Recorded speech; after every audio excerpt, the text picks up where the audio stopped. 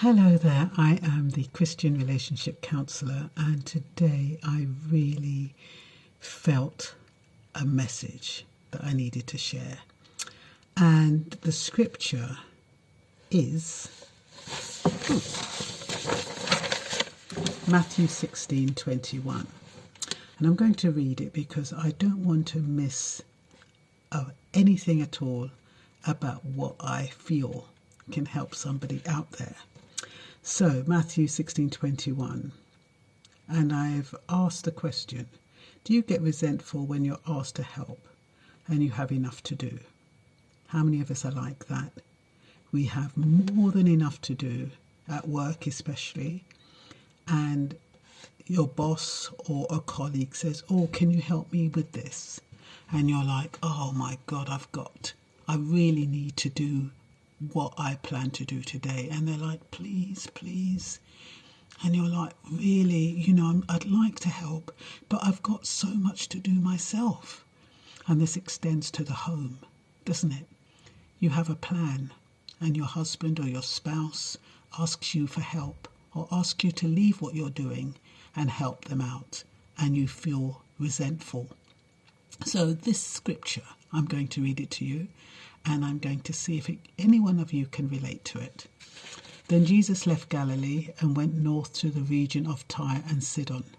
A gentle woman who lived there came to help him, pleading, have mercy on me, O Lord, Son of David, for my daughter is possessed by a demon that torments her severely.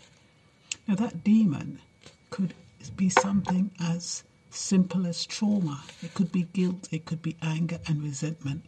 But any time people acted out of character, they would say they were demon-possessed.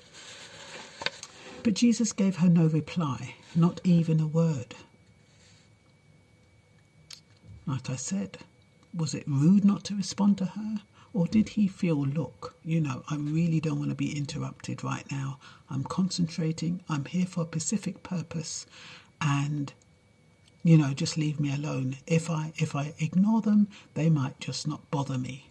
And that might have been Jesus's mindset. I'm not saying it was, but I know it's ours as human beings. How many times do we ignore people who come into our space when it's not convenient? They are needy, they need advice or help, and we ignore them because we've committed our time to someone else or something else. So then his disciples urged him to send her away. Tell her to go away, they said. She's bothering us with all her begging. And that's how we respond, isn't it? Somebody asks us for help and it's like they're an inconvenience. We just cannot be bothered. Just go away. Leave me alone. I've got this to do and I've got that to do. It's all about what you have. It's your selfish motives. And I can't say that Jesus was selfish in that moment. But what I can say, like many of us, if we have something to do, we want to focus on what we have to do, and we do not want to be interrupted. So then Jesus said to the woman, I was sent only to help God's lost sheep, the people of Israel. Like I said, he had specific instructions and did not include her. He included to help God's lost sheep, the people of Israel. And that's interesting because I remember in the synagogue, he said, do not, he said something about the good do not need help. It's the sinners who need, direction. So words to that effect. And I thought about that woman. Yes, she wasn't the children of Israel, but she needed help. And I was wondering why, in that moment, he couldn't help her. And then I thought about how we respond when we are focused and we have something that we need to complete. And how that might be an inconvenience when somebody comes and starts saying, look, please, I need you to help me. I need you to help me. Sometimes we are faced with situations that do not fit into our remit, that fall outside our jurisdiction. We stick our heels in and we do not want to go outside it to help someone. I'm like that. I've been given a job to do and my boss says someone is sick. Can I help take on additional work? I become resentful. I've got enough to do, I think to myself. Let somebody else do it. I can't take on anyone else's work. And I stick my heels in. And I get all uppity and irritated. And how do they expect me to do my job when they're giving me other people's work? How many of you have thought that way? We get so frustrated when we're given other people's work to do, when we have our own. She came and worshipped him, pleading again, Lord, help me. And so my boss, similarly, might express how important it is that I help her out. But I'm still resistant. I'm still like, but I've got this to do. I've got this deadline to meet. Jesus responded, which I thought was quite cold. It isn't right. Is it right to take food from children and throw it to the dogs? Pearls to swine comes to mind. I mean, really, what he's saying is that, I've got this clientele here, and you are not worthy, really. Why would I give the time I am meant to spend on this important project to something or someone less deserving? That's really what he's saying. And that's how we feel. We feel our work, what we have to do, is more important than someone else's work, or contributing to somebody else's work, or just helping someone out. She replied in her wisdom that is true. But even dogs are allowed to eat the scraps that fall beneath their master's table. What does that say? It implies that any help is better than nothing. The smallest scrap is better than nothing at all. Jesus responded, Dear woman, your faith is great. Your request is granted. And her daughter was immediately healed.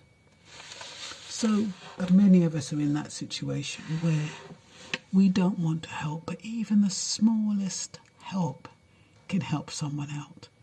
So all I'm saying for you, the message for you today is, whether it's your husband or let me just say your spouse, whether it's a spouse, a colleague or a friend, we all have our objectives, our goals for the days, our to-do lists.